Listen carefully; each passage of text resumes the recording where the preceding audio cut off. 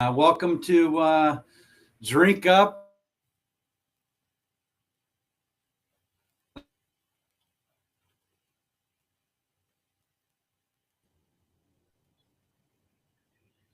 Do we lose Sam? Froze. Yeah. Well, I'll step. I wasn't sure if it was my connection or not. I'll step in. Hello, everyone, and welcome to Drink Up. I am not Sam Anderson, but I'm Adam Smith, and Sam will hopefully be back in a second. Uh, Today we've got Marshall. Am I? Is it Leibovitz? Lebovitz. Lebovitz, perfect. With us, who does asset-based lending, and is going to walk us through something incredibly interesting to brand owners at all stages, which is financing, and how you can find creative solutions for paying for things. Again, hopefully Sam will be back soon. But Marshall, welcome. Thanks for Thank you. joining us. Appreciate it. It's always great to be here early on a Saturday morning. Uh, yeah, absolutely. Yeah, it's funny. So for those of you following along at home, I'm usually in Minnesota with Sam. I'm in Phoenix right now at a friend's house, and I'll be in Anaheim next week. And Marshall, you're in California, right? Right, and I'm in Redondo Beach area, and I will be looking forward to seeing you next week at Expo West. Perfect. Very cool.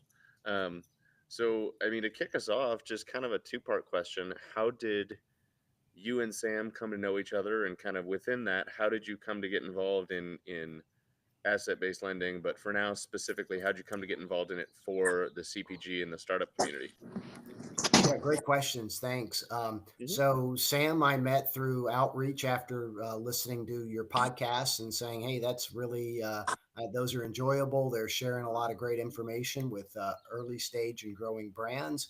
Very cool. I might have some things of value to say that could help those companies. Um, and how did I get into this world? I've been, 35 years of lending experience, helping companies grow, financing their equipment, financing their working capital. And about 8.5 years ago, I think it was 8.5 years, um, I left the banking world and reached out to some of my colleagues who said, we're working with a lot of growing brands in the better for you CPG space, food and beverage. Can you take some of the expertise that you have and provide assistance to those companies so that they're not always giving away their shares, giving away their equity as a way to fund the growth of their business? And I said, sure, let's do that. And over the course of 8 years, I've met a lot of great trusted advisors, and they're the ones who refer me opportunities and to help the various companies that I do. And it's again food, beverage. I've worked with personal care products, pet food, as well as some companies outside the consumer packaged goods space. But that makes up the lion's share of my business advisory work. Very cool. Sam, welcome back. Can you hear us? I can hear you. I apologize, but my internet went down here, so I'm on my cell phone. But that's how we roll on this podcast. Things always happen, which makes it fun. So I apologize. But it seems like we got Adam in the driver's seat to introduce you, Yeah. Marshall, and welcome. So I'm not sure where you're at. So continue on. I'll interject as we go forward. Next Well, question. yeah, I was gonna say. So Sam, we just kind of gone through how you and Marshall met, and he essentially said, long time listener, first time caller, which is super cool. Uh, and then was given some background on how he got into doing what he does, but specifically for CPG and for startups, and whether that's food and beverage or other startups. So, and Marshall, this was kind of the question we were talking about before we went live, but I mean, we'll start here. Personally, I work with a lot of very early stage, right? So, I mean, when I think early stage, I think people who, maybe they had 20, 30 grand saved up on a nest egg from their day job, and, they want to make a go of this. And so, a lot of what I talk to them about, whether it's ecom, self-distributed retail sales, if they can, depending on the product, is going out, and even if it's small, proving that they're getting orders, right? Just a Yeah. hey, proving the idea, right? So for you, how how do you take somebody who's in that stage and kind of bridge or make the explanation to them of, hey, even if it's just, a couple cases here, a couple cases there, what opportunities or even just education can you provide them on ways that asset-based lending could be a solution? Yeah, not every client or prospect is necessarily going to end up with as a client, but one of the things they always walk away with after a conversation is a lot more knowledge than they didn't have that they, you know, didn't previously have. And Totally. I get a lot of those conversations that finish up with, wow, this was really helpful. I learned a lot. I'll be back to you in 18 months. And it's like, that's cool, Sure. right? I may not be able to Sure. help you now, but if I helped you avoid stepping in some of the potholes along the journey so that you don't break your ankles and never get to me 18 months down the road, then we've Right. accomplished, something that's really helpful. A perfect example is I just closed actually a deal, I think about a month ago for an oat milk company, and it's a company that I've been advising now since 2020. Okay. And so all along, they're calling me, they're learning, they're getting advice, trying to understand the pros and cons of different funding options for themselves Sure. that would be non dilutive. And ultimately, I did get an opportunity to help them with actual funding. But, sometimes it's a process. And Sure. sometimes, while in theory, I can help even the tiniest company that has receivables, it Yep. may not solve a big enough problem for them or Sure. do it in a way that matches up with their order to cash cycle, right? You have to look at all those things because not all cash is the same. And you want to make Totally. sure that you are giving them a good fit for what they need. Absolutely. No, and I've got one more question here, and then I'll kick it over to Sam for a sec. Yeah. But I think first and foremost, and Sam and I talk about this a lot with everybody we talk to, is I think to your point on being willing to take the time and educate, even if it means it's not closing business today, is the mark of a good consultant and be a good salesperson, right? So shout out to the teachers and the educators out there, even if you're not Yeah. a fractional operator like ourselves. It's just what makes the world go round in a lot of ways. Um, so I'm curious. Then the question that comes from that is, I know this is going to ebb and flow, and obviously it's different every time. But if you had to generalize it to some degree, what's the tipping point? Maybe using this oat milk brand as a reference, what's the tipping point when they go from, in your mind, hey, I can help out just being an informative voice to, Mhm. okay, now it seems like I can actually, get my hands dirty and truly provide some bigger picture value here in terms of what I really do, right? So last year, I actually looked back at all the deals I've looked at in the last 8 years and where I've actually been successful in actually arranging funding for that company. And I found that the cutoff was right about the million and a half, $2 million of annualized revenue. That's where the problem I solve can be done in a more efficient way, right? Okay. Often when you're smaller than $1.5 million of revenue, you might not really understand where working capital comes into play and equity comes into play. And all of your friends and your advisors have said, go fund it this way. And that may not Sure. be the best solution, but that's what you're Sure. hearing. And the common refrain I hear from those prospects is, this is great. I love it. It doesn't solve a big enough problem for me. And Mm, if it's not solving a big enough problem, it's often at that stage of their life cycle is that they don't understand the difference between what funds are supposed to do to cover investment in the business versus a true working capital problem. sure. Interesting. No, I mean, it makes total sense. And I think, for the brands out there listening, and I know for the folks that I talk to, it'll be a conversation I share with them of, hey, again, right? Maybe Marshall's someone you want to talk to just to understand some of your financing Yeah. options and just the Yeah. general accounting of things. But, look at this sort of dollar figure mark as a place that maybe as you approach it have a more involved conversation. So super useful. With that, Sam, I think we can hear you and you can hear us. So what have you got? Good. Glad to be back. And again, I apologize for falling off the line. I got to call MediaCom and ask for my money back because this has been going on for about a month. By the way, full transparency, they might need to talk to you, Marshall, because they must be undercapitalized. Because for some reason they can't keep the frickin' internet going here. So you probably can help those folks out. So I'll make sure you connect them. My phone is always open to a phone call. Yeah, so I think there might be a business opportunity here.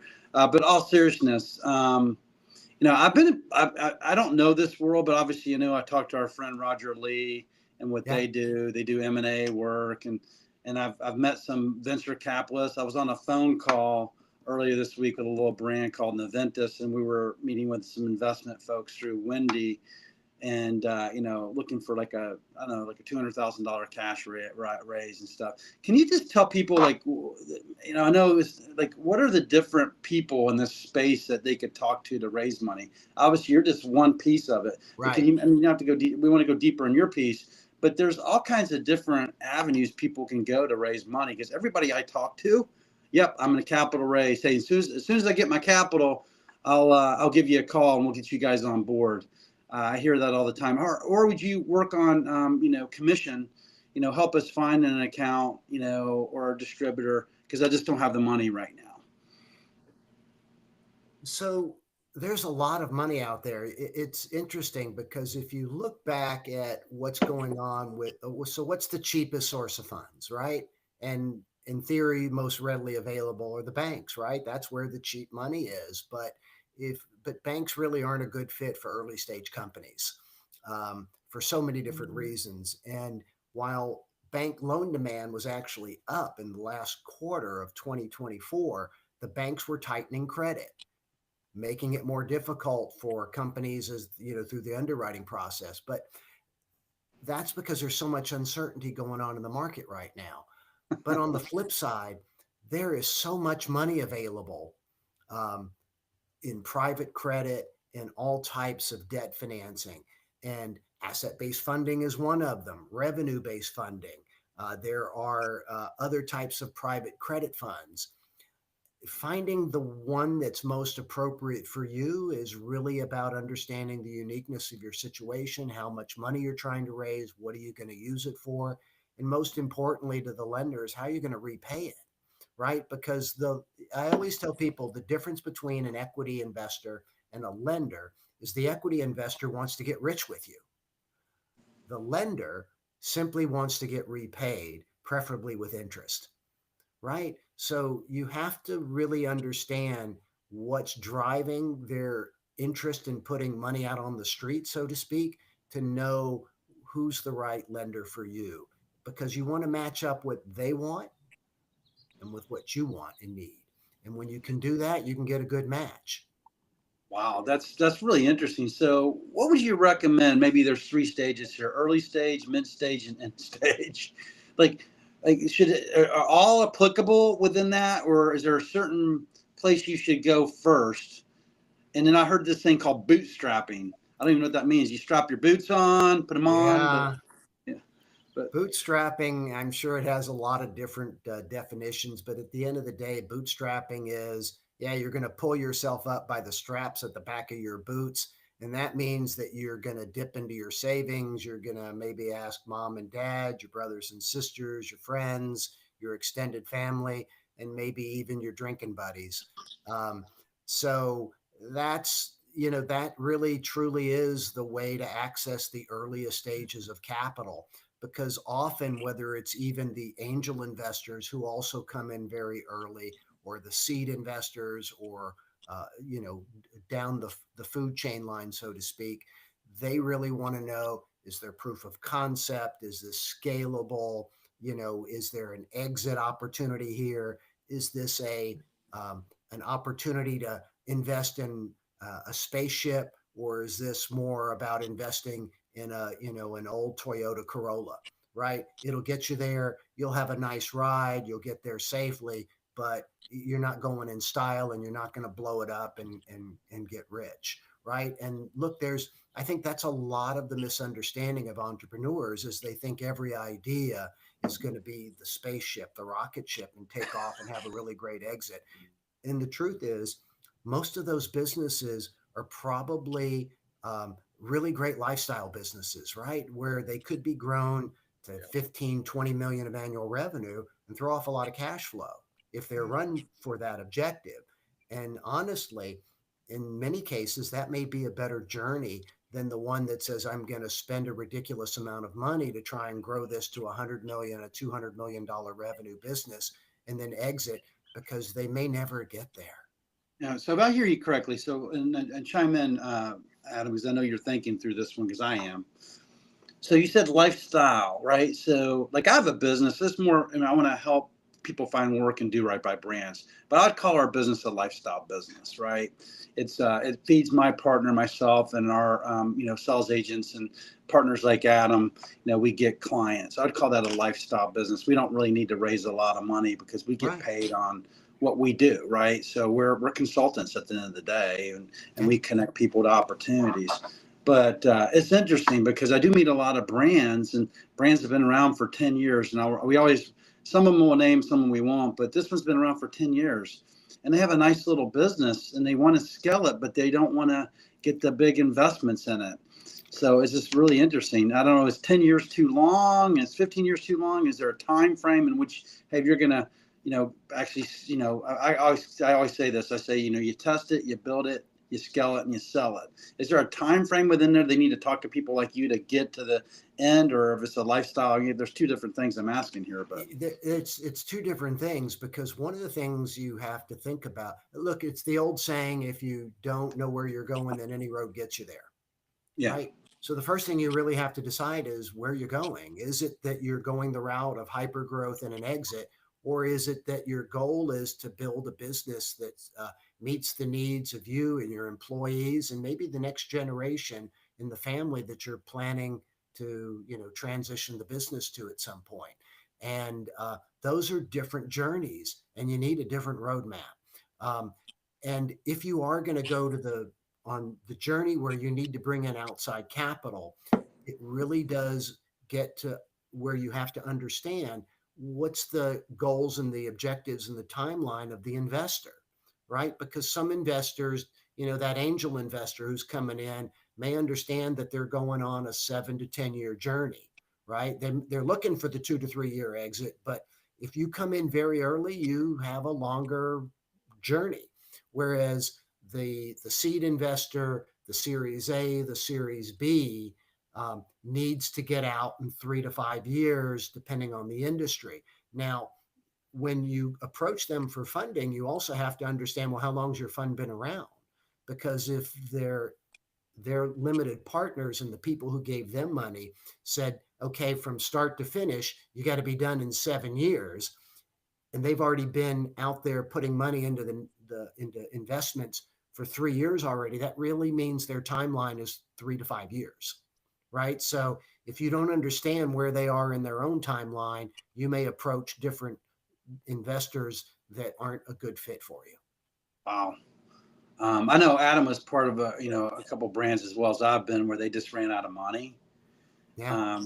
And I There's a lot of that going around. I got the dreaded phone call. Hey, we really like you, but we can't afford to pay you anymore. Perhaps you can become an advisor for us. So the old, like, hey, I'm not going to pay you, but will you advise me? Maybe I'll pay you.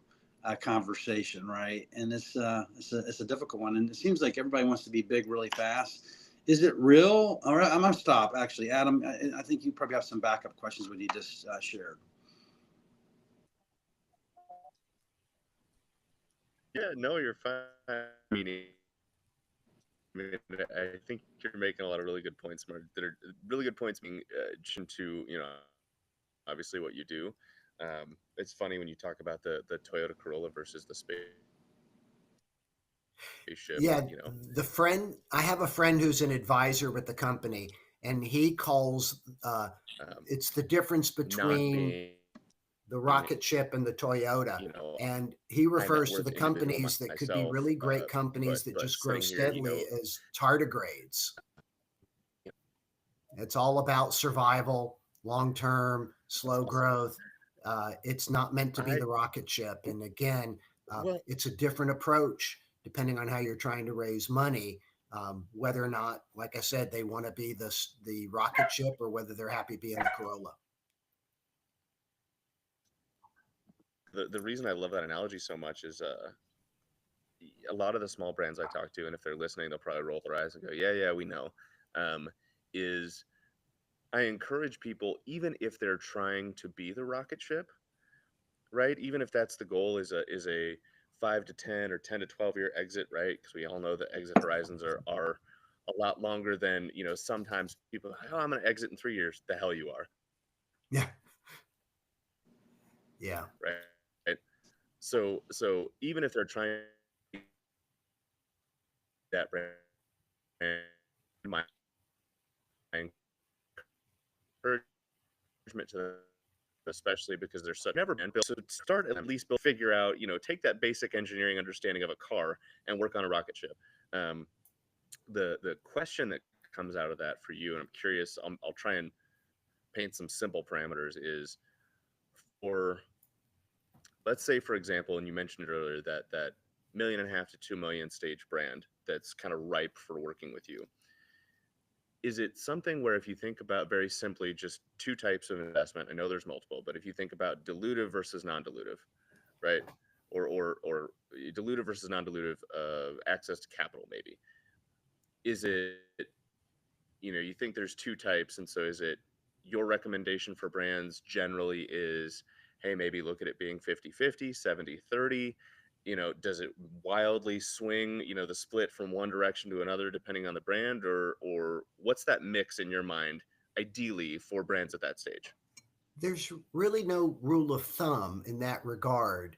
Um, but where you Okay. can find the answer to that is in the third statement of a complete set of financial statements, right? You've got the profit and loss statement, which is, how much revenue did we make and how did we spend the money on expenses? Then there's the balance sheet, which reflects where you are at a given point in time, assets, liabilities, equity.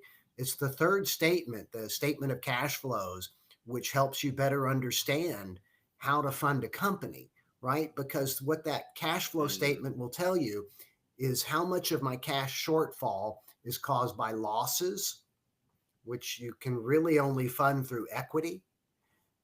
It will Mm-hmm. tell you how much of your need is based on changes in working capital, right? How much money did I tie up in receivables and inventory that now I don't have that money to invest in growing my business? And then the third area where you can use funds is by investing in plant and equipment, right? So it's that third statement which really helps you understand, why am I raising money and what's the best way to go forward in finding the right funding solutions. So Mm-hmm. I'm really dealing in my world with a very small piece of that cash flow statement, which is, I tied up too much money in receivables and inventory. How do I solve that problem? Especially because I'm hyper Mm-hmm. growth and I'm not yet profitable, or I'm just barely profitable. And those are the companies that banks aren't as happy with. They aren't as interested in lending money to them. So I help companies by leveraging those receivables and the inventory to find good solutions to fund that working capital problem. Sure, sure. No, I mean, yeah, it's a beautiful solution to a problem. I mean, again, it's definitely something I'm going to tee up to the folks I talk to, and something I want to know more about myself. I mean, when you talk about in my world, and some of us too, we sit on opposite sides of a very similar coin. Um, you mentioned uh, the receivables and inventory, but then you also mentioned plant equipment, right? So in specific to high acid, few of the folks I talk to, not none, but very few, own their own operations facility. So when I think plants and equipment, I don't think things that the brand owners actually own as part of their business. I think co-packers. I think third-party logistics facilities. I think, gosh, simply put, warehousing, cold storage, things like that, right? Would that also fall into that bucket? If Okay. if you as the brand are buying those, then yes, that's exactly what would fall into the bucket. But a lot of early stage brands can't justify the investment in building out plant in order to make their own product because there's just too much downtime and usage of that product. So they're better off going and working with the co-packer. So the portion of the cash flow statement, which is about investment in plant and equipment, is usually minimal, right, in terms of that outlay. When you're working with the co-packer and a 3PL, in most cases, they're providing all the equipment. And so there would be a negligible, if any, impact in your cash flow statement as a result of needing those assets.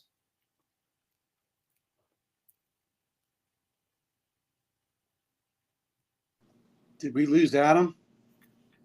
We did.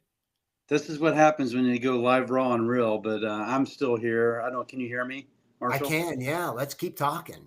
Yeah, good. I'm good. So a couple of things. What's your plans this week? So you're going out to Expo West to talk to a lot of folks. What's your process? So why would people want to connect with you? Well, I connect with two types of people at Expo West. First, the brands, right? The companies that are actually out there selling food and beverage and personal care products and other consumer packaged goods. Often, again, they have issues with receivables. They have issues with inventory, and they're looking for funding. Everybody's looking for funding these days. So they would want to talk to me because I might give them some insights in how to move forward in solving their working capital challenges that maybe they haven't thought of, or maybe they have, but they don't have the expertise to address the issues themselves, or they simply don't have enough time because they're busy working on rebranding, protecting their intellectual property, doing more sales campaigns. Financing is the last thing they want to work with.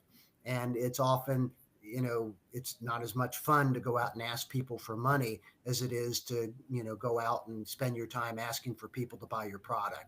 So it's a chance for me to interact with brands and share some knowledge with them.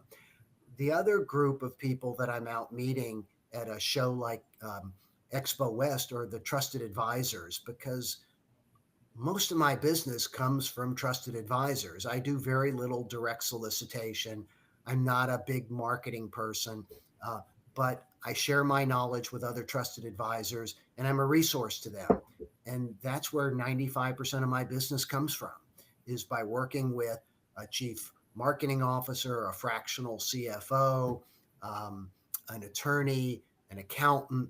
They have clients who need my services, who need my insights. And because I'm willing to talk to anybody, without charging any money up front, they're always happy to share my name with other parties once they understand that the pain being experienced by their clients is a pain that I can help solve.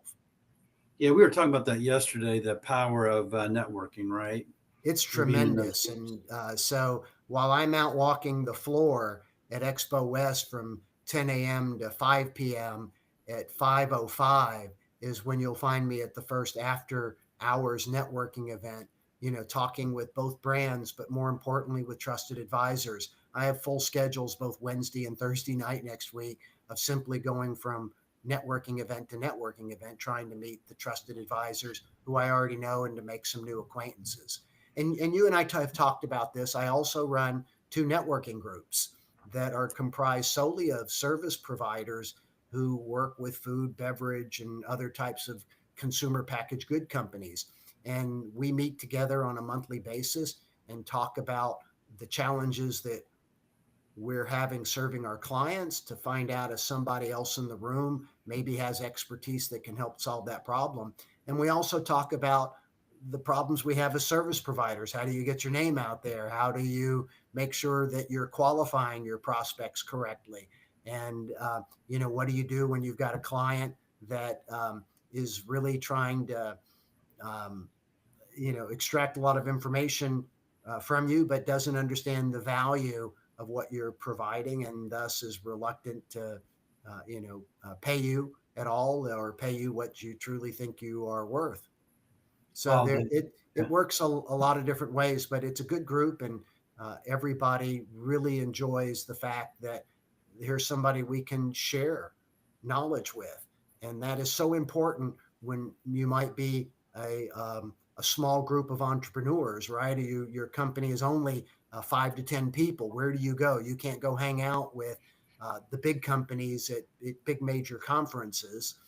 You really need somebody who understands your perspective as a service provider, which could only have anywhere from 1 to 10 employees. I love that. Let me ask you a question about it. I don't know if you can share, but what's the cost of entry? We talked about this a little bit yesterday. Oh, To for my be, networking groups, yeah, there's no dues. You I love have it. to be, what we're looking for are people who truly want to help one another, and who are committed to being a solution provider, whether it's to the clients of one another or to each other. Right? It's more about engagement. If you want to be there and you're committed to being there, great. But I'm not doing this to make money. Yeah. Um, Well, you I do it. asked if I could join. You're like, do you live in LA? And I Yeah. said no. And I said, you do it virtually. He said, too bad you can't join. Well, it's not that it's too bad. It's that what you miss the dynamics of being there, Yeah. next to one another and seeing everything from, you look across the room and see the wheels turning in somebody's head because it's like, oh, they've got the solution to the Yeah. to the problem we're talking about, Right. or just the body language, or you can see who's engaged and really interested in Yeah. being part of your team, even though they're not on your payroll, right? Yeah. Everybody's really looking out for one another, and they're building. And even next week, I'm going out walking the floor with a couple of them, That's right? awesome. Wow. I mean, so is Roger Lee going to be out there too? So you probably walking the floor. Roger's going to be at Expo West on Wednesday, and we've talked about walking the floor together for a while. Oh, that's awesome. Well, give him a hug for me. I'm a Okay. hugger. So just full transparency. Same When I here. see you live, I'm going to give you a big hug. So No, you're cool with yeah. it. But I was supposed to be out there, but unfortunately, the Expo West people happen to catch this episode. I am media. This is real, and we talk to people every week, but they didn't allow me in on a media pass, so I have to try a different strategy next year to attend. But it's really, I want to touch something on this, and I want to get back to what it is you do. But the power of I talk about this community and what you've created, because there's obviously I joined WSWA. That's an association, and for an association, sure, there's a fee, right? I joined NBWA, but there's people who are creating communities and they're charging a fee for it, and I just totally disagree with it. Like, you've created a community, because I believe I have people you can meet, and we're in a community together now because we met each other, Marshall, right? But there's people trying to charge for it. I'm not trying to tell them what to do, but I don't know if that's a community. That's more of an association. Wouldn't you call the difference between those two? Yeah, there it's a wide spectrum of opportunities, right? You can go the association route, the community route, and incur a lot of overhead and create legal liabilities for yourself, and have a lot of rules. Yeah. I actually was the founding chair of Naturally LA here for the natural products community. Okay. But that's different than what I'm trying to do with my smaller groups, right? Where there aren't any rules, there aren't any deals, or there aren't any dues. And what I'm trying to do is build a different type of community where people are committed to one another and want to help one another, which is the same thing as Naturally LA, but I do it on a scale, which is I send out a monthly email. Where the places that we're meeting, and what time to show up, and what we're going to be talking about. And it's just different when you have to go out and get speakers and run big membership, databases and the like. I've got my Excel spreadsheet. I've got my emails, and the the programming really does. It's not as complex. We talk about the things that the members want to talk about. I love that. And So, so I guess the bigger organization like association, you go to BevNet down in Del Mar. That's an association, WSWA, MBWA, Expo, and then you meet the community in and around the events, right? You like you already said, you're going to these networking events. And you're going to meet your people that you have relationships with and continue the conversation. That's what we did at WSWA. We didn't attend any events. We were out in the coffee shops and the hallways having meetings and talking to people. And then when they had the networking event that night, we walked around and I saw my friend Jay Williams. I always have to call him out here. You'll see, matter of fact, you had to look up Jay. He's probably out there, free bird. So both of you should find Jay Williams. And I have a task for you, by the way. Oh, okay. Jay Williams. Williams. You got to give him a hug. Duncan Alney. Let's see who else is going to be out there. These are assignments for both of you. And both of you need to meet. You need to find time. Let's find time. Yeah. So Adam, he's going to walk the floor, by the way. So I don't know. Maybe tell him what. I think you're in a booth, Adam, out there. No-ish. So, which Marshall would be a good introduction for you. Are you familiar with the group Food Ops LLC? It does sound familiar, but Okay. you know, I know so many. There are a lot of little informal groups and formal groups, and it's hard to know all of them, which is why you show up at a conference and you spend less time with, going by and eating every free sample of Moki. And First you of all, try I'm definitely to going to shake eat as many free hands as you samples can. as I can. Absolutely. No, you're spot on. Which, by the way, for the Naturally Network, shout out to Allison Hone and Kate LaBrosse from Naturally Minnesota. But so Food Ops, so Sam, to your question, Food Ops is a consulting group focused in obviously the food space, the manufacturing side of the food space, and Johnny and Asa, who are the two kind of founders, owners, heads of the business, were kind enough to invite me out on a guest pass. They are doing I'm not going to get the name right, but they're doing a business school on Tuesday the 4th. Oh yeah, right, the business school. Yeah, so they're working there. So I'll be around for that, and then I'll be walking the show. But I would love to make an introduction for you there because I think, again, my work is in beverage, but for food, they could be a couple really good folks to know. So like I said, food, beverage, ingredients.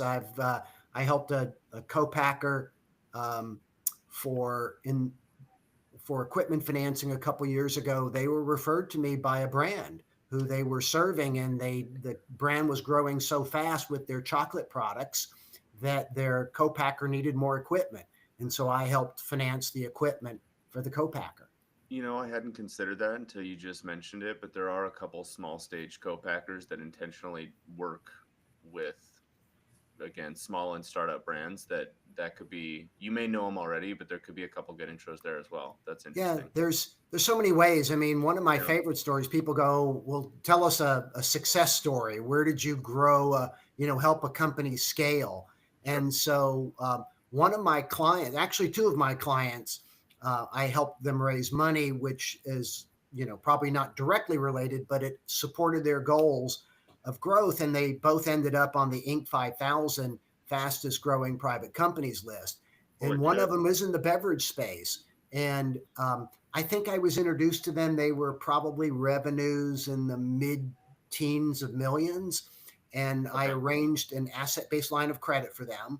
And that asset-based line of credit has scaled with them and helped them grow by 300%. Holy from the time when we first put in that line of credit. Probably there's a lot of people we can introduce you to, Marshall. So this is great about that. They grew from mid-teens to now close to $50 million of revenue. Wow. And using that, and again, it was non-dilutive. So they raised a lot of money. It helped them hold on to their shares. And then this past year, I came back and I helped them with a sale leaseback on all their production assets because they actually are making their own product. Hey, Marshall, I got to ask. I got to ask this question. I'm sorry to interrupt, but I'm going to. I'm a pitcher a little bit. How can people afford you if you're raising all this money? You got to be expensive, right? Well, okay.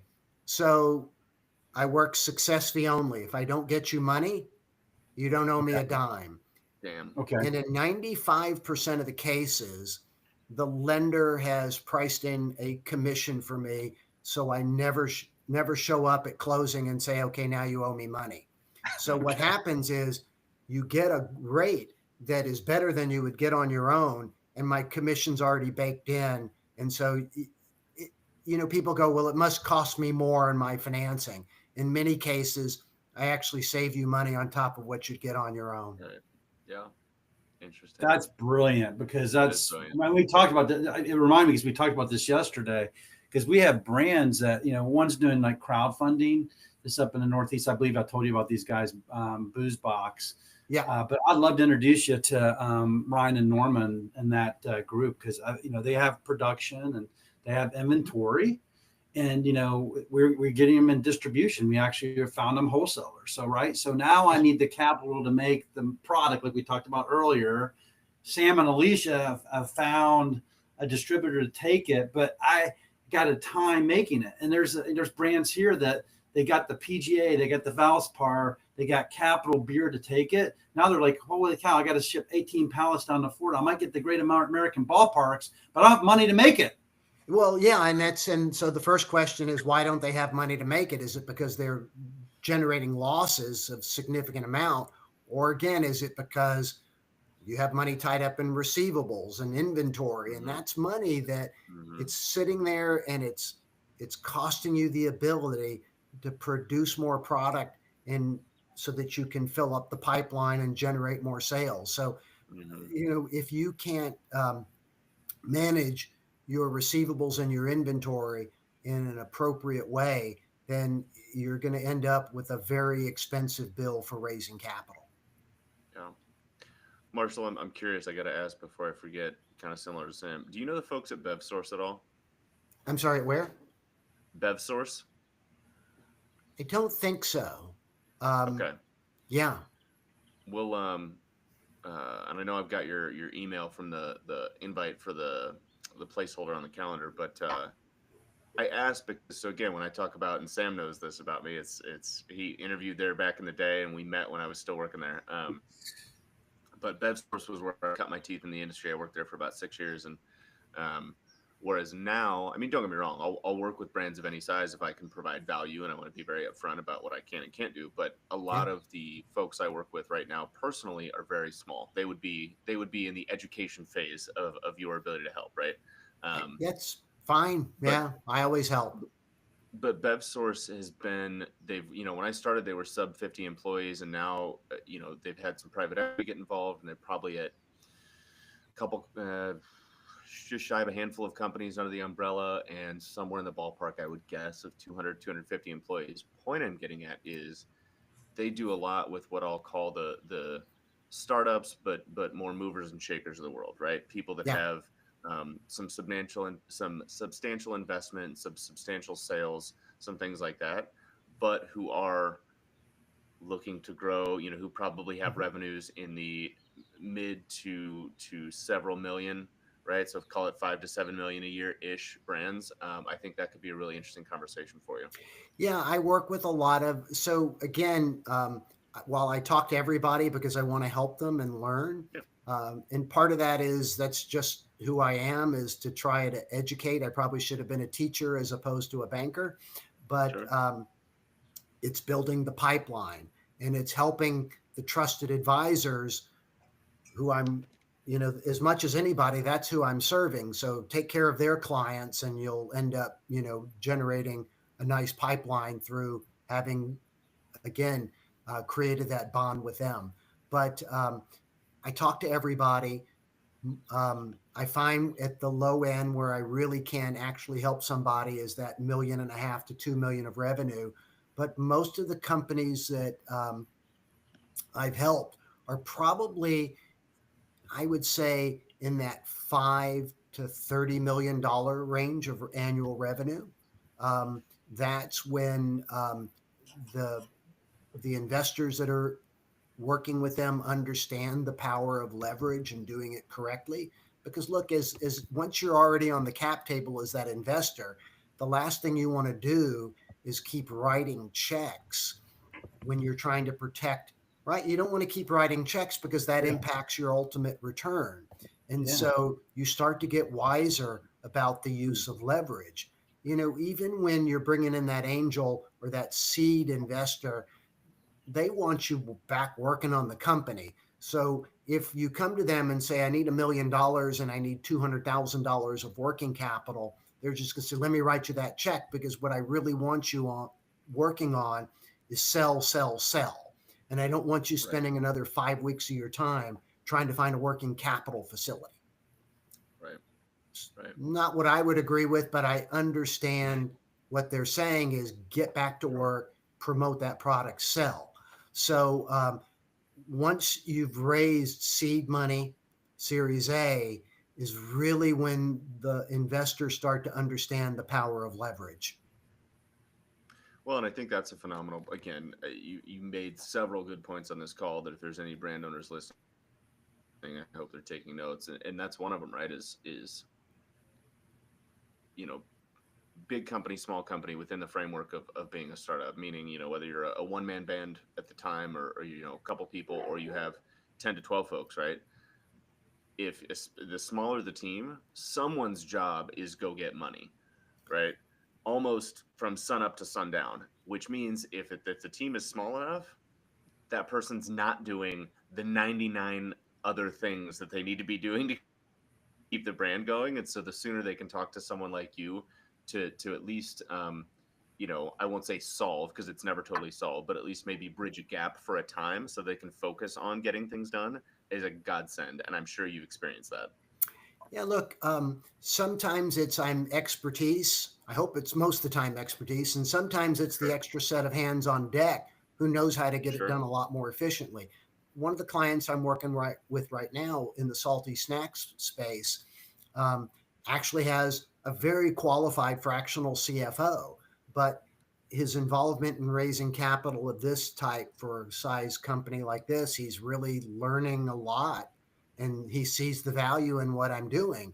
And I think they're pretty, they at least they're telling me thank you a lot, because I help prepare them to go to market, right? We want to make sure the financial reports are the right ones and that they're accurate, that they all tie out and everything looks good. And it's also knowing the lenders well enough so that you're not cold calling lenders or taking advice from your friends who are well-intentioned but may not know who the best lenders are for you.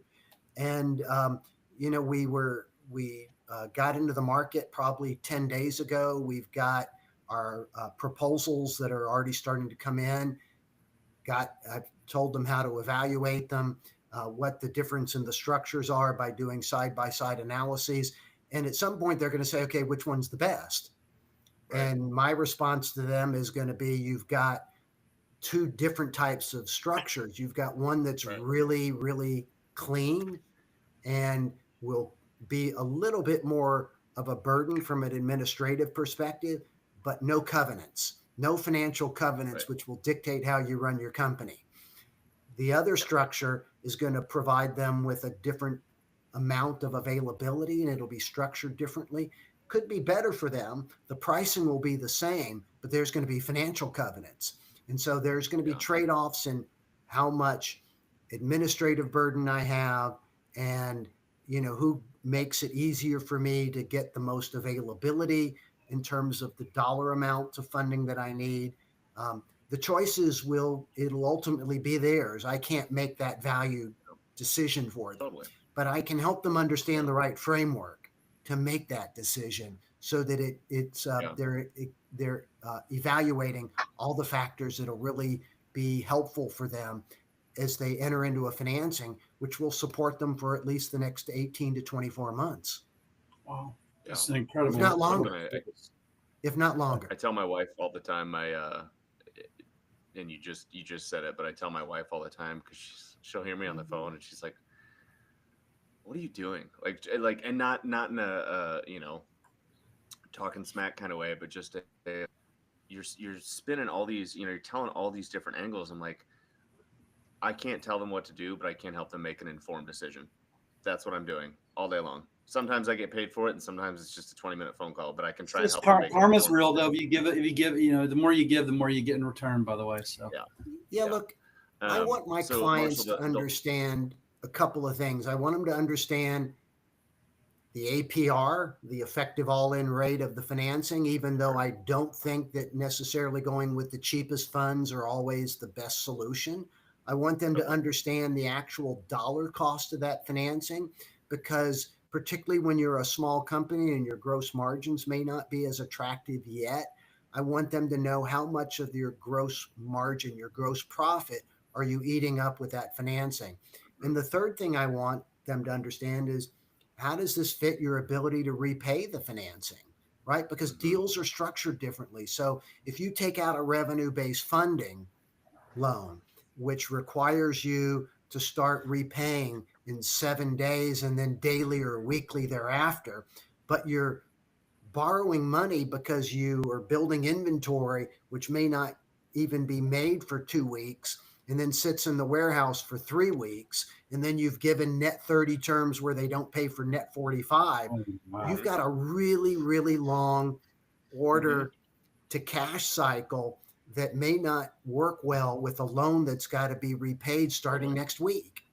Totally. So I want to help them understand all of the different factors that come into play so that they make the best decision for what their issues are today and who they are as a borrower today. Because everybody wants to say, but I'm going to be like this in 12 months. It's like, well, in 12 months, we can reevaluate.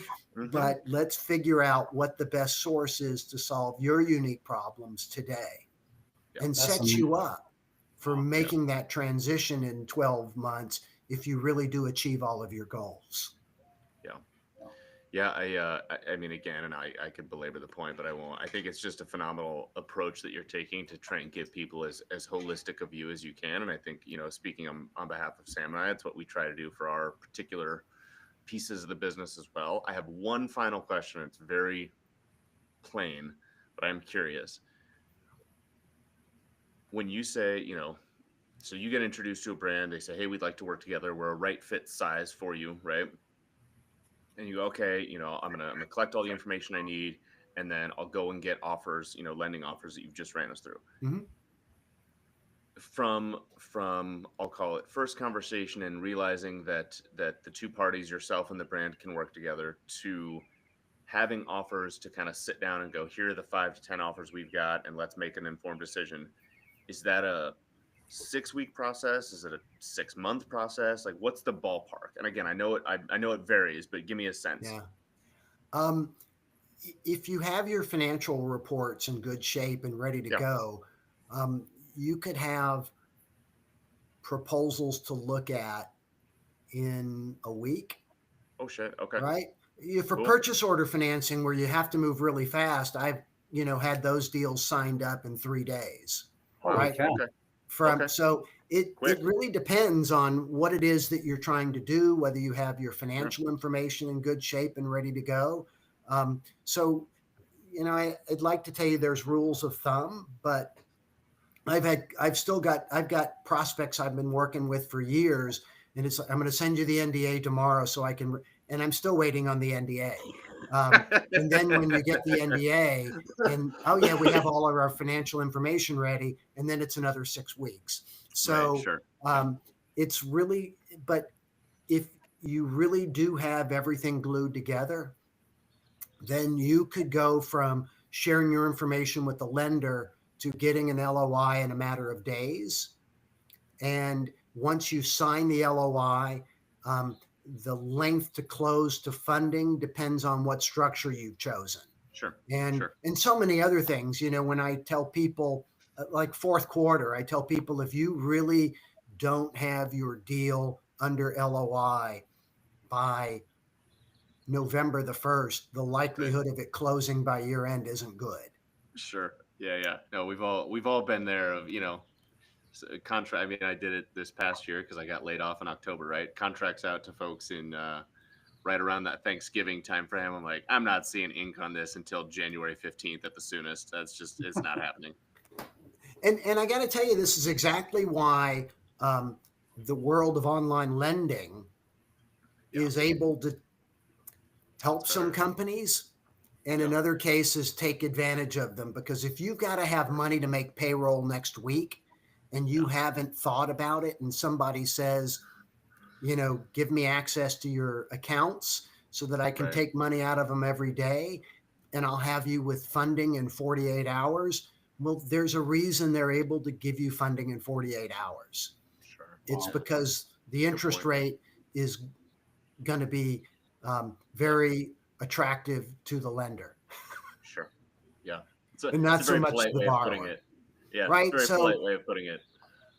You can get money a lot faster than, in some cases, I'm able to help you get money, but you will pay a price. Sure. But I mean, even that, right? And again, this is part of the reason I asked the question of if they have their documentation and their ducks in a row, as the saying goes, right? The timeline is not egregious, right? The timeline is very reasonable if they've done their homework. Now, if they haven't done their homework, that's also a good learning for them of, hey, get your house in order, and this can go smoothly for you. Yeah. Well, I know we kind of bounced it back and forth, but Sam, I'll let you. I started us off. I'll let you wrap us up. Yeah, thank you. And again, I apologize, everybody. When you're live and raw and real, man, things happen. And my internet went down. I don't know if people are asking us questions out there. We'll get back to you if you did. Everybody that joined us, we appreciate it. There will be a podcast of this, Marshall and Adam as well. Marshall, just to wrap up, do you have so first of all, kind of what would you want to leave everybody with? Maybe the 3 or 4 things that you want people to know. And do you have any type of one sheeter that you could possibly share with us that we could get out to everybody? I can give you a 1-pager, and you can share that with whomever you would like. If you want to pop it on the screen, you can share the screen too if you want to walk people through it. Oh gosh.